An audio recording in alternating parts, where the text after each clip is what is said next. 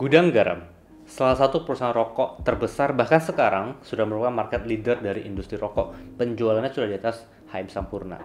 Nah, saat ini Gudang Garam dihargai 1,09 kali price to book value. Artinya, perusahaan ini adalah perusahaan yang sangat dihargai, sebagus Gudang Garam dihargai dengan sangat-sangat murah. 1,09 kali PBV, sangat jarang sekali perusahaan dengan brand equity yang kuat seperti Gudang Garam itu dihargai 1,09 kali. Apakah ini sebuah kesempatan untuk kita membeli dan masuk ke dalam industri rokok seperti Gudang Garam, atau industri rokok akan terus terkapar dan harga saham-saham rokok itu akan terus turun? So, mari kita lihat penjelasan lebih detail. Oke, jadi Gudang Garam itu sudah turun sejak 2019. Jadi dari nilai tertingginya sekitar ya 90 ribuan. Sebenarnya pernah Gudang Garam itu nyentuh 100 ribu per lembar. Jadi saya ingat banget pernah nyentuh 100 ribu per lembar, dan untungnya saya nggak masuk gitu ya. Dan sejak 2019 sampai sekarang harga saham juga turun terus, dan sekarang sudah di angka 34 ribu. Dan di harga sekarang dihargai dengan per 9 kali dan PBV 1,09 kali. Ini adalah sebuah perhitungan valuasi sebenarnya sangat jarang terjadi bagi perusahaan sekelas Gudang Garam. Sangat jarang sekali perusahaan-perusahaan yang hebat dalam tanda kutip, yang punya brand yang kuat, itu bisa dihargai dengan semurah ini. Dan bahkan dalam tahun ini ya, kalau saya nggak salah kemarin-kemarin itu pernah ada yang bilang kayak value investing is dead. Seluruh dunia mengatakan bahwa value investing is dead. Dan alasannya ya karena perusahaan-perusahaan yang value itu nggak grow, harga saham nggak kemana-mana gitu. Dan justru perusahaan-perusahaan yang growth itu malah naik terus. Lalu kan waktu berubah ya. Ketika masuk bulan April Mei itu harga-harga saham yang value itu naik, dan harga saham yang growth itu malah turun. Tapi nggak pernah kita teman-teman yang value itu mengatakan bahwa growth investing sama sekali, menurut saya nggak rasional untuk kita bilang satu metode itu sudah usang atau tidak. Yang penting adalah teman-teman kita mengetahui the logic behind the method. Kalau misalnya kita bilang soal value investing itu menurut saya bukan hanya melihat perusahaan yang murah, tapi mencari perusahaan-perusahaan yang memang secara valuasi itu murah dibandingkan dengan kondisinya dan juga prospeknya. Jadi kalau misalnya ada perusahaan bisa menghasilkan 1000, kalau misalnya kita bisa membelinya di harga 500, that's value investing. Tapi kalau misalnya perusahaan yang kemampuan menghasilkannya 200 gitu ya, dan dia nggak ada prospek sama sekali, dan kita beli di harga 100, meskipun dengan harga itu murah gitu ya, tapi nggak ada prospek ke depan juga susah gitu. Jadi yang penting itu sebenarnya bukan istilahnya, tapi the concept behind those istilah gitu. Dan kalau misalnya kita ngomong soal industri rokok, kita bicara soal cukai, karena cukai ini merupakan komponen yang paling vital sebenarnya pada perusahaan-perusahaan rokok. Mari kita lihat ya. Jadi kalau bisa perusahaan rokok itu saya bedah beban pokoknya itu sebenarnya 84% itu pita cukai. Jadi kayak misalnya Gudang Garam penjualannya 90 triliun, 70-an triliunnya itu untuk cukai. Jadi pita cukai itu 70-an triliun. Jadi kalau misalnya Indonesia perusahaan rokoknya itu menyetor 300 triliun kepada APBN. Jadi penerimaan negara dari pita cukai, dari cukai rokok itu 300 triliun. Dari Gudang Garam, Sampurna, Jarum Group, kemudian banyak lagi macam-macam. Jadi itu total sekitar 300 triliun, dan APBN kita sekitar, kalau saya nggak salah sekitar 1000-an triliun, 1400, 1500-an triliun. Jadi itu merupakan satu angka yang signifikan sebenarnya. Dan kalau bisa kita lihat dari sini, bahan bakunya itu cuma 15%. Bahan baku berarti kayak tembakaunya, cengkehnya, ya, kartonnya, yaitu 15%. Kemudian upah langsung berarti pekerja yang melinting rokoknya, kemudian seperti pekerja yang kerja di pabriknya ya. Jadi rokok kalau misalnya di Gudang Garam itu dan Sampurna itu ada yang linting tangan, ada yang mesin gitu. Kalau misalnya yang tangan itu labor intensif, jadi padat karya, jadi banyak pekerjanya, jadi orang yang ngelinting satu-satu. Kalau misalnya yang linting mesin ya, kretek mesin itu ya pakai mesin bikinnya. Nah, lalu kita lihat ini efeknya apa? Efeknya adalah ke gross profit marginnya. Kalau misalnya kita lihat dari gross profit margin ya, memang kalau misalnya kita lihat dari sebenarnya cukai rokok sudah dinaikin sudah sejak lama gitu loh. Dan 2014, 15, 16, 17 itu kayaknya naik terus dan kalau misalnya kita lihat gross profit marginnya gudang garam itu tetap di angka 20% gitu. Kemudian tahun 2020 ini cukai kan naik, tapi kenaikan itu tidak bisa ditransfer ke konsumen. Jadi karena COVID kemudian karena krisis nggak bisa naikin harga. Jadi strategi yang dilakukan oleh perusahaan rokok adalah ketika cukai naik, udah naik aja harganya gue naikin, harga gue jual ke pasar dinaikin. Dan itu dilakukan oleh Sampurna dan juga gudang garam sebenarnya.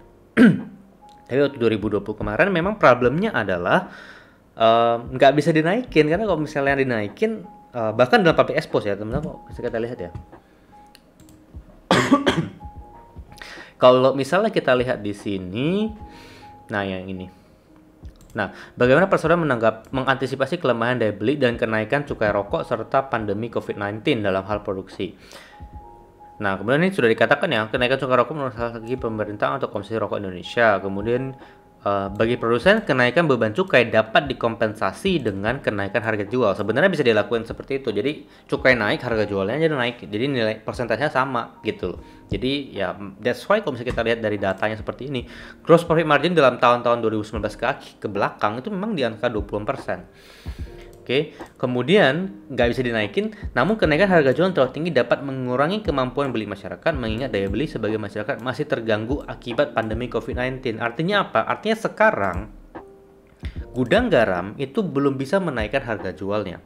Oke, jadi kenaikan cukai itu belum bisa dipindahkan ke customer.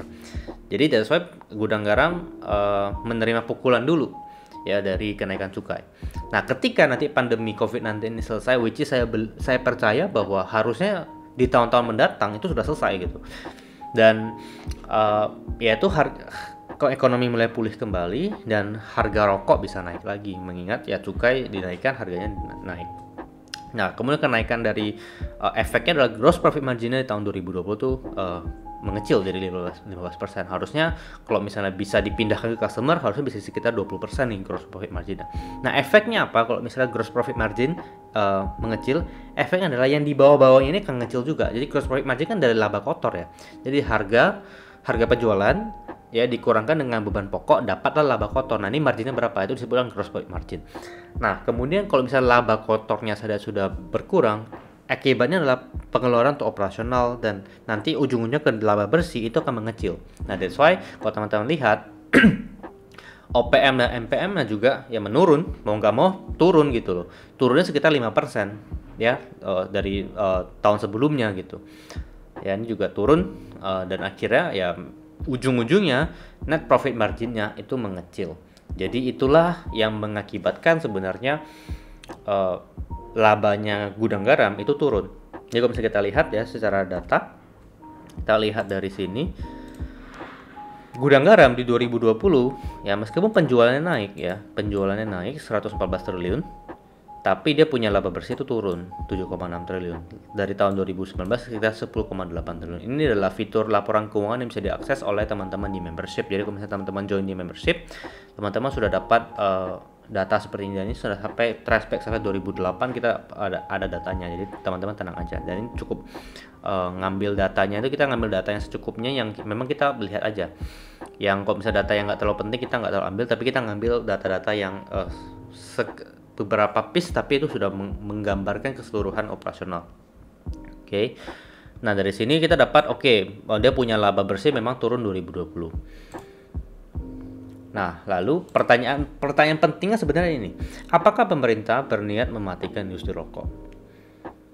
Menurut teman-teman gimana? Dengan pemerintah menaikkan terus cukai, kemudian plus penerimaan cukai itu adalah kontribusi yang besar terhadap APBN, apakah pemerintah berniat mematikan rokok? Menurut saya tidak. Pemerintah tidak berniat mematikan rokok. Hanya pemerintah berusaha untuk membatasi aja pergerakan perusahaan rokok. Karena perusahaan rokok ini udah memberikan kekayaan luar biasa kepada keluarga-keluarga dan pengusaha yang memang berinvestasi dan berbisnis rokok di Indonesia. Seperti misalnya Jarum Group, ya keluarganya Pak Hartono memang menjadi salah satu orang terkaya. Pak Wonowijoyo yang punya gudang garam juga salah satu yang terkaya di Indonesia. Kemudian Sampurna dulu sebenarnya Sampurna kan yang punya adalah putra Sampurna, jadi keluarga Sampurna yang punya, kemudian dijual kepada Philip Morris. Philip Morris Indonesia, dan Philip Morris Indonesia menguasai sekitar mayoritas 90% kalau saya nggak salah. Nah, jadi menurut saya pemerintah tidak berniat mematikan rokok karena penerimaan cukai dari rokok itu gede banget, 300 triliun. Ini penghasilan terbesar nih dari rokok, masa saya mau matiin gitu? Dan I don't think that's rational ya untuk mematikan industri rokok. Paling ya dibatasin aja. Dan cukai naik itu juga nggak langsung naik karena kalau misalnya kita bicara soal industri rokok, itu bukan cuma soal pengusaha kaya yang punya rokok, tapi kita bicara soal pekerja-pekerja yang di pabrik rokok, itu udah banyak banget. Kemudian industri tembakau, petani-petani tembakau, itu rentet loh sampai ke sana. Jadi menurut saya tidak akan mematikan industri rokok, tapi memang membatasi.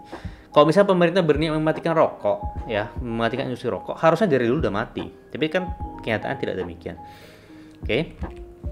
Nah, bahkan pemerintah di 2021 ini mengatakan bahwa tahun depan di 2022 pemerintah tidak akan menaikkan tarif untuk cukai hasil tembakau. Jadi cukai rokok tidak akan naik tahun depan, dan harusnya memberikan satu kelegaan ya untuk tidak untuk yang kita bisa gambarkan adalah nanti gross profit marginnya gudang garam ini lebih kurang akan sama seperti 2020 sekitar 15%. Nah, ketika nanti ekonomi mulai pulih ya, kemudian harga rokok itu bisa dinaikkan, ya itulah baru gross profit marginnya gudang garam itu akan lebih tinggi dan akhirnya akan lebih menguntungkan bagi pemegang sahamnya. Jadi kita nanti sekarang tuh harga saham rokok tuh turun semua karena memang labanya turun gitu loh. Nah, kalau misalnya kita lihat ya secara penjualan dalam 5 tahun terakhir itu memang naik loh dari 2015 sampai sekarang tuh itu naik terus. Jadi memberikan gambaran yang penaikannya sudah 10% per tahun dalam 5 tahun terakhir. Dan kalau misalnya kita bicara laba bersih, kalau misalnya penjualan ya, gudang garam bahkan sudah menyalip Sampurna gitu sebagai perusahaan rokok terbesar karena penjualannya sudah lebih tinggi. Kalau kita bicara soal laba bersih, memang ada penurunan di 2020 kemarin, tapi menurut saya ini wajar karena ya mungkin orang gudang garam Sampurna turun kan, dia punya laba bersih, penjualannya juga agak stuck, pindahnya kemana? Ke Wismilak, rokok yang lebih murah gitu karena daya beli kan lebih turun. Ketika nanti ekonomi mulai membaik kembali, ya orang yang dulunya rokoknya Wismilak sekarang sudah pengennya gudang garam atau Sampurna lagi gitu, balik lagi gitu bisa jadi. Saya bukan perokok gitu, tapi kalau misalnya saya lihat dari paparan yang disampaikan oleh manajemen, orang yang terekspos dengan daya beli, ya itu pasti akan berpindah ke yang lebih murah ketika kondisi krisis. Tapi kalau misalnya kelas-kelas menengah yang mungkin punya duit, ya kalau misalnya harga naik kan naik aja nggak apa-apa gitu. Tapi kalau misalnya yang mungkin yang lebih menengah ke bawah itu akan berpengaruh sekali untuk jadi nggak ada brand loyalty bagi mereka sebenarnya. Dan kalau misalnya kita lihat laba bersih yang gudang garam dalam 2020 memang turun dan 5 tahun terakhir CAGR-nya hanya sekitar 3,4%. Nah, lalu ini adalah harga sahamnya gudang garam. Ya, ini pergerakan harga sahamnya. Sekarang 33.900 per video ini dibuat. Dan kalau misalnya kita lihat, ada satu indikator nih di sini, yaitu laba bersih. Ya, jadi garis oranye adalah laba bersih. Ketika laba bersih naik, harga saham juga ikut naik. Ya, laba bersih turun, harga saham juga ikut turun. Ya, ini laba bersih turun, harga saham juga ikut turun lebih dalam. Oke, kalau misalnya, jadi bukan hanya gudang garam sebenarnya. Unilever juga demikian ya, labanya turun, harga saham juga turun, cuma turunnya agak bablas sih. Ya, kemudian kalau misalnya kita lihat Sampurna gitu misalnya,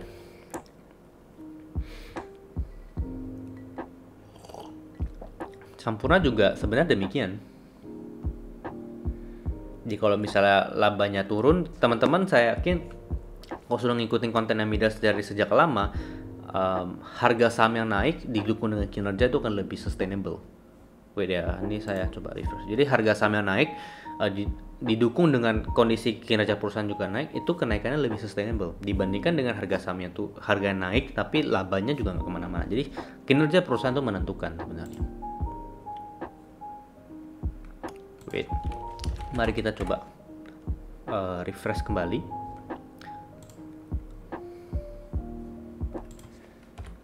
MSP.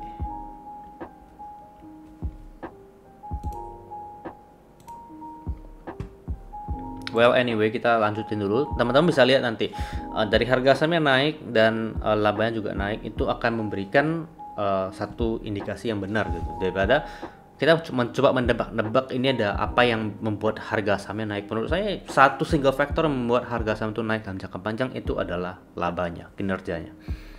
Dan laba yang didukung dengan cash flow yang positif itu akan lebih kuat lagi. Nah, lalu return on equity. Ini adalah satu matriks kunci untuk menemukan perusahaan yang berkualitas. Jadi ROE ini adalah return on equity. Jadi tingkat pengembalian terhadap equity. Equity itu kan modal ya, modal perusahaan gitu. Jadi kalau misalnya semakin tinggi ROE-nya semakin bagus. Dan memang 2019 ROE-nya naik di atas 20%, memberikan satu gambaran bahwa sebenarnya 2019 memang lagi all time high, harga saham juga all time high 2019. 2020 langsung jeblok ya, harga saham juga demikian jeblok. Jadi sebenarnya kalau misalnya tanpa Covid ini Gudang Garam juga masih wonderful banget. Kemudian kita nggak hanya mau terima angka ROE, tapi kita juga mau melihat dari kalau misalnya ROE, teman-teman sudah nonton video kita yang sebelumnya, kita membedah ROE itu menjadi 3 rasio sebenarnya, bisa dibedah menjadi 3 rasio. Financial leverage, net profit margin, dan juga asset turnover. Nah, jadi kalau misalnya teman-teman belum nonton, teman bisa nonton ini di somewhere in the video. Kalau nggak salah kemarin tuh saya bahas soal Unilever ya, kita membedah ROE-nya. Jadi financial leverage, net profit margin, juga asset turnover. Nah, pertama financial leverage, dalam 5 tahun terakhir angkanya semakin tahun semakin turun. Oke, angkanya semakin tahun tuh semakin turun, dan that's a good sign, artinya perusahaan tidak menggunakan utang yang besar, jadi hutangnya semakin kecil ya. That's good. Kemudian ada net profit margin. Memang 2020 kemarin turun drastis ya, apa mau dikata gitu. Dan 2015 sampai 2019 sebenarnya range-nya sekitar ya 8 sampai 10% lah dia punya range net profit margin. Oke. Kemudian aset turnover. Aset turnover naik. Perputaran asetnya tuh naik. Kan penjualan dibagi dengan aset. Nah, kalau dari sini saya melihat konklusinya adalah dari aset turnover-nya naik ya, penjualan terhadap asetnya naik. Kemudian dari financial leverage-nya turun, which is good. Berarti problemnya sekarang adalah net profit margin. Oke, karena net profit margin-nya turun. Jadi yang kita pengen kan sebenarnya financial leverage makin tahun makin turun, aset turnover makin tahun makin naik, net profit margin makin tahun makin naik. Jadi kita mengetahui bahwa kenaikan ROE itu didukung dengan kenaikan kinerja perusahaan. Nah, sekarang yang membatasi ROE-nya Gudang Garam itu turun, ya karena net profit margin-nya turun. Nah, ketika nanti ekonomi mulai pulih dan orang mulai ngerokok Gudang Garam lagi, net profit margin-nya ini bisa balik lagi. Ya, ketika balik lagi ya, harusnya harga saham Gudang Garam itu kinerjanya juga bagus. Ketika nanti recover, harga saham juga nanti one day pasti akan ngikut gitu. Nah, lalu berapa sih harga wajarnya Gudang Garam? Jadi kalau misalnya kita bicara tadi kita sudah lihat dari sisi kinerjanya, kita sudah ngambil satu kesimpulan dan gambar yang jelas. Oke, kita tahu bahwa penurunannya Gudang Garam harga sahamnya itu karena memang labanya turun 30%. Dari 2019 ya, 2020 turun 30%. Nah, kalau misalnya kita lihat ya, Gudang Garam di laba kuartal 1 2021 dia kemarin kan sudah mulai terbit ya. Kuartal 1-nya itu juga masih turun sebenarnya. Sayangnya masih turun. Ya, quarterly kita lihat laba bersih masih turun 1,7 triliun dibandingkan kuartal 1 2020 2,4 triliun. Jadi laba bersih masih turun 2000 di kuartal 1. Nah, saya baru akan mulai masuk Gudang Garam kalau misalnya nanti ya terbukti bahwa secara kuartalan dia labanya sudah mulai naik. Nah, itu baru saya lebih berani. Meskipun sekarang menawarkan diskon yang luar biasa gitu, saya nggak akan langsung masuk gitu ya. Tapi saya baru akan masuk ketika nanti secara kinerja dia sudah mulai recover. Nah, sekarang kita lanjutkan. Berapa harga wajarnya Gudang Garam? Jadi pertama-tama kita ingatkan dulu bahwa menghitung harga wajar atau nilai intrinsik seperti di video kemarin di minggu lalu, intrinsic value saya merefer dari pernyataan oleh John Williams. Intrinsic value of a business is the present value of all its future cash flow. Jadi nilai present value dari seluruh cash flow perusahaan di masa depan. Nah, atas dasar itu saya menggunakan metode ini ya, EPS growth model dari angka-angka di sini ya. Jadi teman-teman yang sudah di membership pasti akan dapat spreadsheet ini, teman-teman bisa masukin datanya. Nah, terus kita bisa hitung valuasinya berapa. Nah, tapi ini kan dengan CAGR IPS saya pakai hitungan yang sangat-sangat sangat-sangat pesimis. Ini pesimis banget hitungan saya. Yaitu CAGR IPS-nya -1. Oke, -1%. Jadi saya asumsi 5 tahun ke depan EPS-nya tuh rugi gitu. Jadi EPS kan earnings per share ya. Jadi 5 tahun ke depan EPS-nya harusnya lebih rendah. Saya berasumsi lebih rendah. Kemudian discount rate saya pakai 7% aja biar nggak bingung gitu ya. Book value per share ya, nilai bukunya 30 ribuan ya. Kemudian saya mengforecast ke 5 tahun ke depan, nggak usah panjang-panjang, 5 tahun ke depan aja. Jadi ini future EPS-nya. Kemudian saya tarik ke present value, diskonkan dengan discount rate 7%. Ini saya dapatlah angkanya seperti ini. Nah, ini maksudnya apa? Ya 3.800 di tahun ketiga, itu nilainya berapa sekarang? Itu disebut present value. Nah, 3.800 di tahun ketiga itu adalah setara dengan 3.155 tahun ini. Oke, itu kalkulator kita sudah bikin, teman-teman bisa bikin juga sendiri kalau misalnya teman-teman mau gitu. Tapi kalau misalnya teman-teman sudah di membership, itu sudah dapat ini. Lalu saya jumlahkan seluruh EPS-nya, saya mendapatkan angka 15.800-an. Angka ini saya jumlahkan dengan book value per share. Jadi total, jadi artinya apa? Artinya Gudang Garam 25 tahun ke depan bisa mendapatkan total laba per lembar itu sekitar 15.800. Harga nilai bukunya sekitar 30.000, saya jumlahkan ya, sehingga saya dapat angka 46.351. Oke, margin of safety-nya karena harga sekarang per video ini dibuat di harga 33.000, margin of safety dari Gudang Garam adalah 27%. Oke, dan upside potensial masih 3. Margin of safety artinya diskonnya. Oke, diskon terhadap intrinsic value sekitar 27,5%.